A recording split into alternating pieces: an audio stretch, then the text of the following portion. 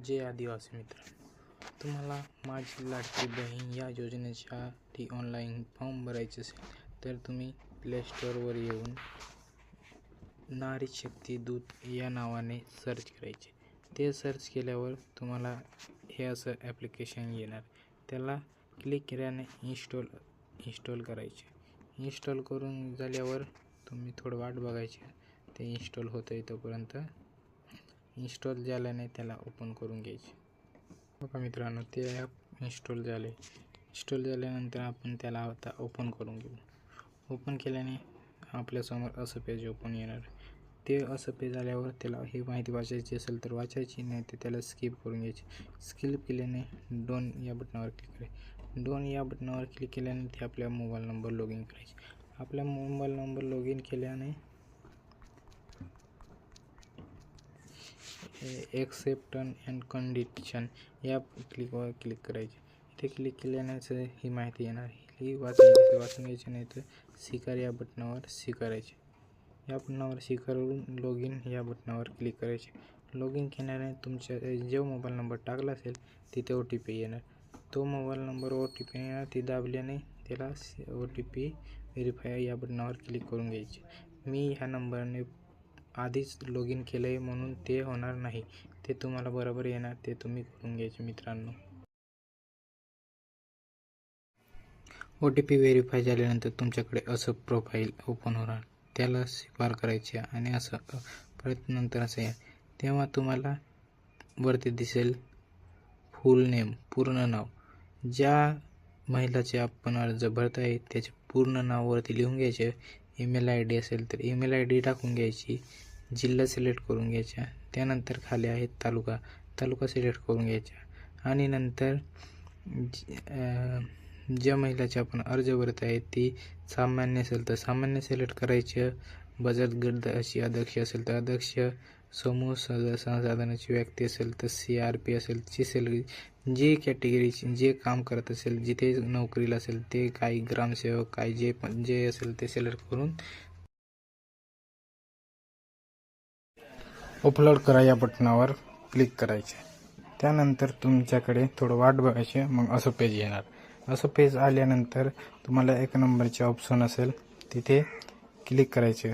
ते बघा 1 नंबरचे ऑप्शन आहे तिथे, तिथे क्लिक केल्याने तुमच्या पुढे असं पेज आले असेल आपण तर मुख्यमंत्री माझी लाडकी बहीण योजना ते दिसेल असेल 1 नंबरला, तिथे क्लिक बघा मित्रांनो। पहिले तुमचे जे महिलाचे फॉर्म भरत आहे त्यांचे महिलेचे संपूर्ण नाव आधार कार्ड प्रमाणे टाकून घ्यायचे पहिले वरती। त्यानंतर खाली वडील व पतीचे नाव, म्हणजे लग्न झालेले असेल तर पतीचे टाकायचे, लग्न नाही झालं असेल तर वडिलांचे नाव टाकून घ्यायचे। तिथे टच केल्याने ऑप्शन येतं, वडिलांचे टाकायचे असेल तर वडील सिलेक्ट करायचे, पतीचे टाकायचे असेल तर पती सिलेक्ट करून तिथे नाव टाकून घ्यायचे। आणि खाली आहे महिलेचे लग्नापूर्वीचे नाव, महिलेचे जे लग्नापूर्वीचे नाव असेल ते टाकून घ्यायचे। तिथे ते डेमोसाठी मी तुम्हाला दाखवण्यासाठी ते असं टाकलं आहे। आणि त्याच्या खाली जन्म तारीख, ज्या महिलेचे अर्ज भरत आहे त्या महिलेचे तुम्ही तिथे जाऊन डेट ऑफ बर्थ सिलेक्ट करून घ्यायची जी असेल ती। त्यानंतर खाली अर्जदाराचा पत्ता आणि इतर माहिती। आता त्याच्या खाली जन्मदाराचा पत्ता व इतर माहिती, अर्जदाराचा संपूर्ण पत्ता, अर्जदार कुठे राहत असेल ते आणि संपूर्ण पत्ता त्याच्या खाली भरून घ्यायची मित्रांनो। त्याच्या खाली आहे आधार कार्डनुसार पत्ता, तिथे येतं जिल्हा सिलेक्ट करून घ्यायचे, आपला जो जिल्हा असेल तो सिलेक्ट करून घ्यायचे। आणि त्याच्या खाली आहे तालुका सिलेक्ट करून घ्यायचे। आणि त्याच्या खाली आहे गाव व शहर, तर तुम्ही कुठे राहतात ते सिलेक्ट करून घ्यायचे। गावात राहत असेल तर गाव जे असेल ते लिहून घ्यायचे, शहर जे असेल ते टाकून घ्यायचे मित्रांनो। त्यानंतर वरती बघा मित्रांनो, ग्रामपंचायत, नगरपंचायत, नगरपालिका। आता तुम्ही ग्रामपंचायतमध्ये राहत असेल तर ग्रामपंचायत लिहून घ्यायचे, नगरपंचायतमध्ये राहत असेल तर नगरपंचायत लिहून घ्यायचे, नगरपालिकेत राहत असेल तर नगरपालिका लिहून घ्यायचे। त्याच्यानंतर खाली आहे आपला जो पिनकोड असेल तो टाकून घ्यायचा पिनकोड, आणि त्याच्या खाली आहे मोबाईल नंबर। आता त्याच्या खाली जो आपण पुढे रजिस्ट्रेशन करण्यासाठी मोबाईल नंबर वापरला होता तो इथे टाकून घ्यायचा। मोबाईल नंबर टाकून झाल्यानंतर आपला आधार कार्ड नंबर टाकून घ्यायचे, आधार कार्ड नंबर न चुकता टाकून घ्यायचे मित्रांनो। आधार कार्ड नंबर टाकल्यानंतर आपल्याला खाली आधार कार्ड नंबर टाकून झाल्यानंतर तुम्हाला आता वरती दिसेल शासनाच्या इतर विभागामार्फत राबवण्यात येणाऱ्या आर्थिक योजनेचा लाभ घेत आहात का.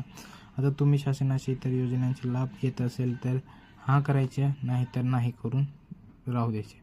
आणि त्याच्यानंतर खाली येतं अर्जदार विवाहित आहे का अविवाहित. आता अर्जदार अविवाहित असेल तर इथे सिलेक्ट करून घ्यायचं. विवाहित असेल तर विवाहित सिलेक्ट करून घ्यायचे आणि पुढे जे असेल ते सिलेक्ट करून खाली बघायचे. खाली आहे मित्रांनो, महिलेचा जन्म परराज्यात झाला असेल तर होय करायचे, नाही झालं असेल तर नाही करायचे. उदाहरण महाराष्ट्रात झालं असेल तर नाही करायचे आणि मध्य प्रदेश, गुजरात कुठे पण दुसऱ्या राज्यात झालं असेल तर होय करून द्यायचे. आणि त्याच्या खाली आहे परराज्याचे, ज्या राज्यात झालं असेल तो राज्य सिलेक्ट करून घ्यायचे. मध्य प्रदेश झालं असेल तर मध्य प्रदेश राज्य, गुजरातमध्ये झालं असेल तर गुजरात सिलेक्ट करून घ्यायचे. आणि त्याच्या खाली आहे अर्जदाराचे खाते असलेले बँकेचा तपशील. त्यानंतर दुसरं आहे अर्जदाराचे खाते असलेल्या बँकेचे तपशील. अर्जदाराचे जे बँकेत खातं असेल त्या बँकेचे तपशील लिहायचे. मित्रांनो लक्षात ठेवा, जॉईंट खातं हे नसलेलं पाहिजे. जॉईंट खातं असेल तर ते चालणार नाही. अर्जदाराचं सेपरेट खातं असेल तेच चालेल मित्रांनो. तर खाली जे बँक असेल त्या बँकेचे नाव लिहून घ्यायचे मित्रांनो. बँकेचे नाव लिहून झाल्यानंतर खाली आहे बँक खातेधारकाचे नाव. बँक खातेधारकाचे नाव जे महिलाच्यावर जे बर्थ आहे तीच महिलाचे बँक पासबुक घ्यायचे आणि त्याचे बँक खातेधारकाचे नाव तिथे महिलाचे बँकवर जे नाव असेल ते टाकून घ्यायचे. आणि त्याच्या खाली आहे बँक खाते क्रमांक, तिथे आपले अकाउंट नंबर टाकून घ्यायचे. अकाउंट नंबर हे न चुकता टाकायचे मित्रांनो, नीट बघून. बँक खाते क्रमांक, अकाउंट नंबर टाकून झाल्यानंतर त्याच्या खाली आहे IFSC कोड टाकून घ्यायचं.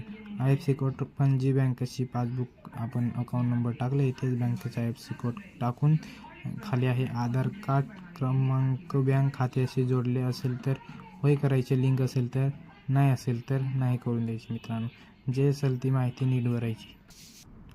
तर बघा मित्रांनो, खालील सर्व कागदपत्रे अपलोड करण्यात यावी. आता कागदपत्रे कसं अपलोड करायची, जर तुम्हाला डायरेक्ट फोटो काढून 5 MB पेक्षा कमी क्वालिटीत येत असेल तर डायरेक्ट अपलोड होऊन जाणार.